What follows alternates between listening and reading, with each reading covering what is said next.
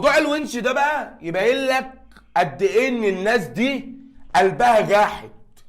الاهلي هيروح يشتري لعيب عنده 30 سنه، عامل 2 صليبي، كل ماتش بيعمل كارثه وعمال يعوم في حمامات سباحه والدنيا معاه بايظه خلصان كوره.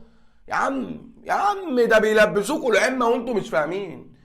الاهلي سايبك تجري ورا الونش عشان تجدد له بالبارستين 3 اللي حيلتك، اللي انت وفرتهم للمعلم اللي سابك ومشي. ما هم خدوا اللي واقفين على رجله، هياخدوا ده يعملوا بيه ايه؟ ده مبطل مش هطب، هياخدوه يعملوا بيه ايه؟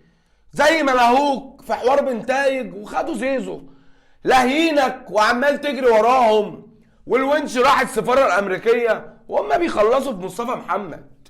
ما انا لسه شايف مصطفى شلبي معدي من قدام السفاره الكاميرونيه، راح الكاميرون يجيب ايه؟ غزل.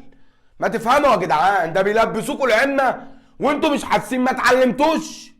ده الناس اللي ماسكه الزمالك دي قسما بالله ما يديروا كشك كهربا، ما بيعرفوش اي حاجه. كل ده بسبب الماتش اللي خلاص يا عم هنعيد الماتش ومش بحكام اجانب، هنخلي عدل الكيل اللي يبقى الحكم. اقول لك انا حاسس ان محمود الخطيب كل ما يتعب ويروح لدكاتره تعالجه يقولوا له عشان تفوق وعلاجك الوحيد هو انك تاخد لعيب من الزمالك.